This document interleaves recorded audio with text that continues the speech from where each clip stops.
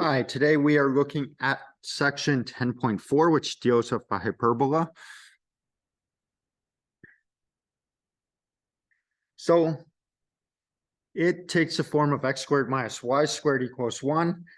There's a hyperbola centered at origin 0, 0. Now, if we don't have transformation shifting it left or right, up or down, we have no y-intercepts. X-intercepts are its vertices. The line segment that joins the vertices, so for example, between here and here. So a line segment between these two would be known as our transverse axis.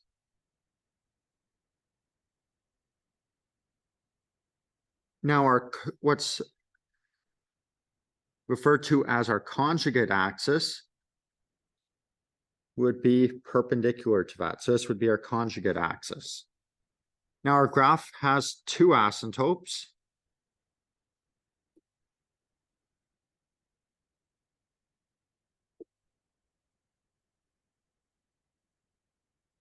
So we can see we've got this asymptote and this asymptote. So part of our graph is here. Another part of it is here.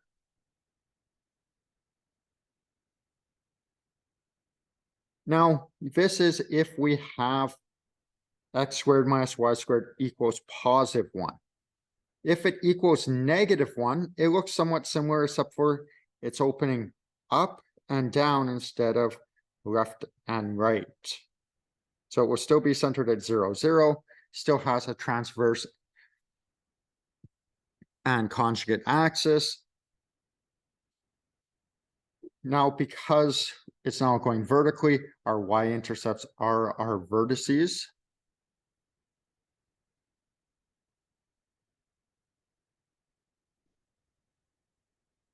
Now, if we apply transformations of it, we end up with our standard form.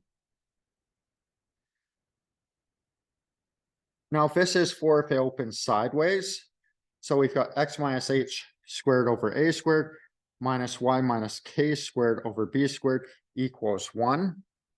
If it opens vertically, this would just be negative 1. Now, you'll notice this main difference between this and our ellipses is instead of having a plus here, we have our minus here. Now, our vertices are at, if it opens sideways, h plus a comma k and h minus a comma k. Now, if it's opening vertically, it would be h comma k minus b and h comma k plus b. Now, our transverse axis for if it opens horizontally is horizontally if a length of 2a. Conjugate axis is vertical if a length of 2b. Now, if equations of our asymptotes are b over a, comma x minus h plus k, and y equals negative b over a, x minus h plus k.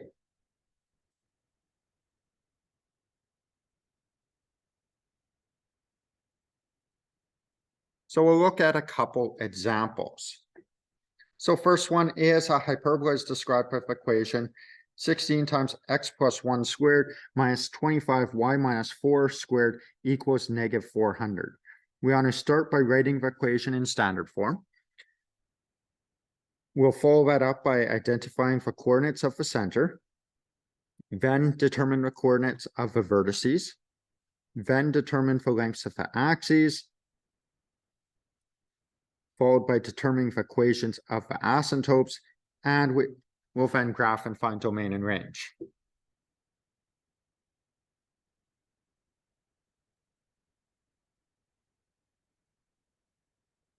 Okay, so first part, we're going to write it in standard form.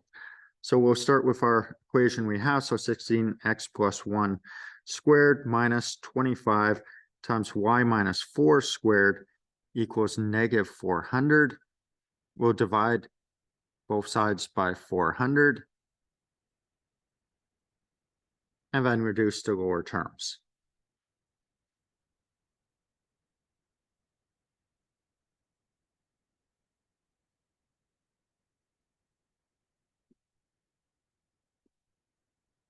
So that gives us x plus 1 squared over 25 minus y minus 4 squared over 16, and that's equal to -1. So coordinates of our center would be -1, comma 4.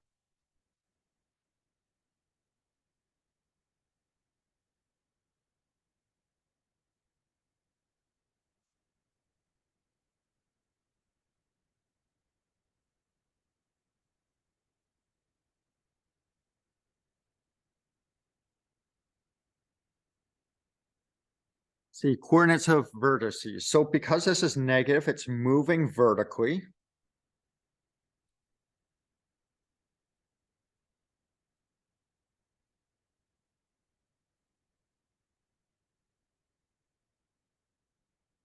So therefore, if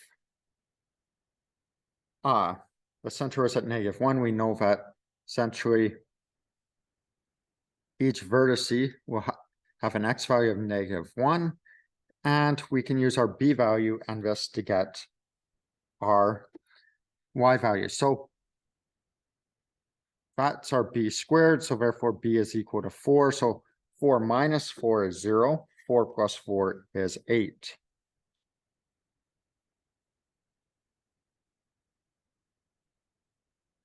Okay, D is determined for lengths of vertices. Or sorry, lengths of the axes. So our transverse is going to be vertical because it's opening upwards.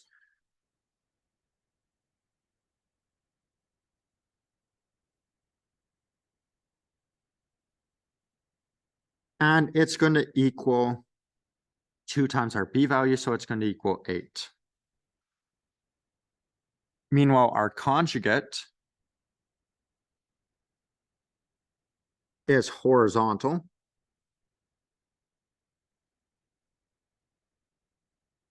So that's going to be 2 times our a value, so that's going to give us 10.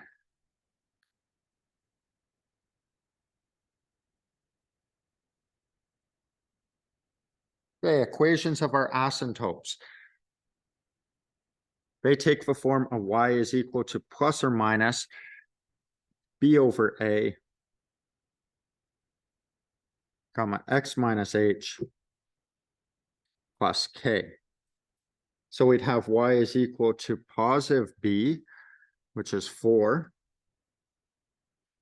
over our a value of 5, times x minus our h value, so minus -1, so we get +1, and then plus k, k was 4.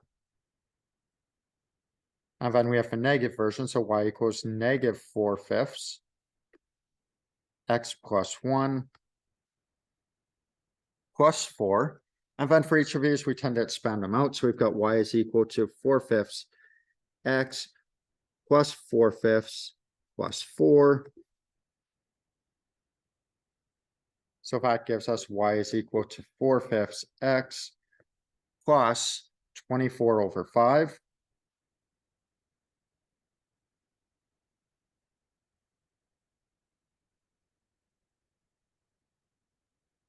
And then we've got y is equal to -4/5 x minus 4 over 5 plus 4.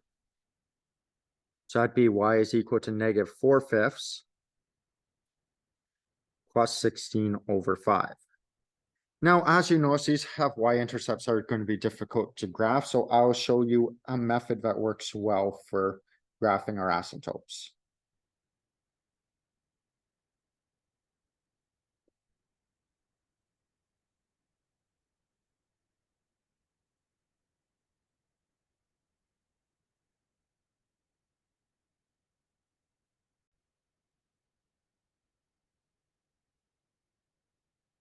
Okay, so we are on graphing this. So first thing I would do is mark out where our center is. So our center is at -1, 4.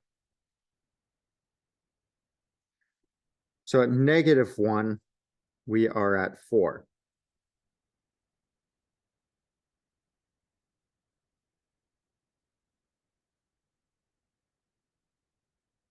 next we have our vertices are -1 and 0, and -1 and 8. Now those are the ends of my transverse axis. What I'll do is also mark in the ends of my conjugate. So my conjugate would be 5 in each direction.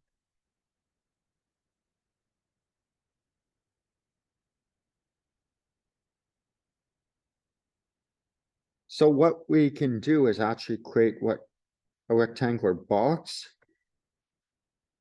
that joins essentially our conjugate and transverse axis or axes.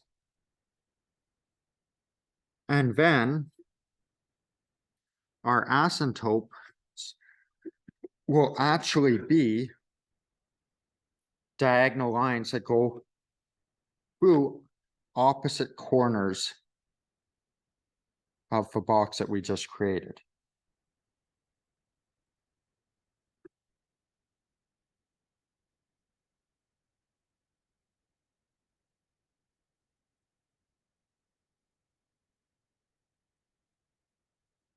And that should match up with, for example, this one should be at roughly 24/5 with a slope of 4/5. This one should cross at roughly 16/5 with a slope of -4/5.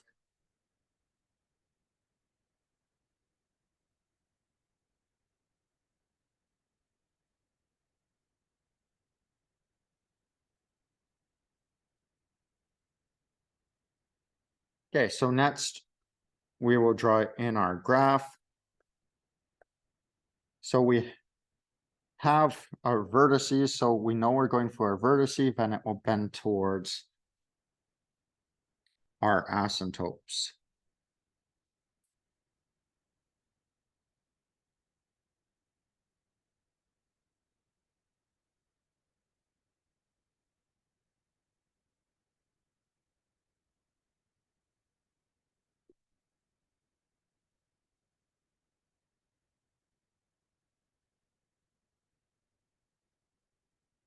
Now our general form is ax squared plus by squared plus cx plus dy plus e equals 0, where a and b cannot equal 0 because we need that x squared and y squared terms.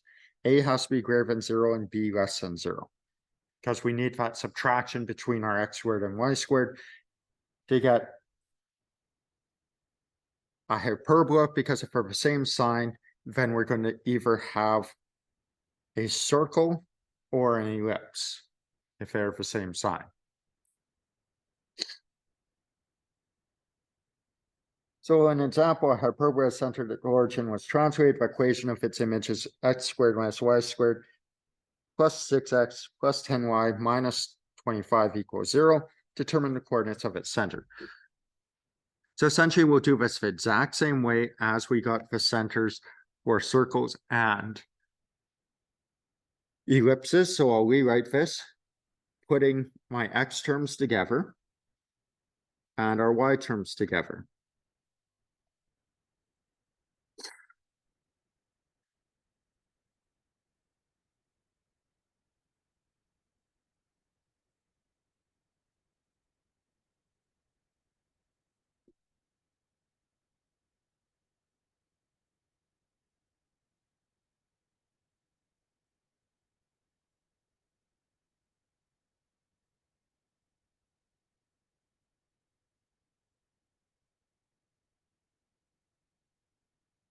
Okay, so we'll start completing the square. So for this one, we've got x squared plus 6x plus a blank minus a blank.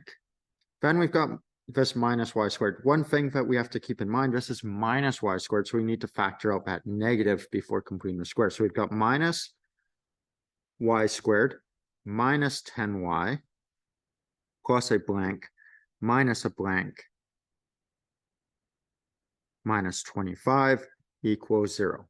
Now in those blanks, we're doing our b divided by 2 and squared. So we've got 6 divided by 2 is 3. 3 squared is 9, so plus 9 minus 9. Here, negative 10 divided by 2 is -5. -5 squared is 25. So we've got plus 25 and minus 25. First three terms in each one is our perfect square trinomial. So we've got x plus 3 squared minus 9. Then we have minus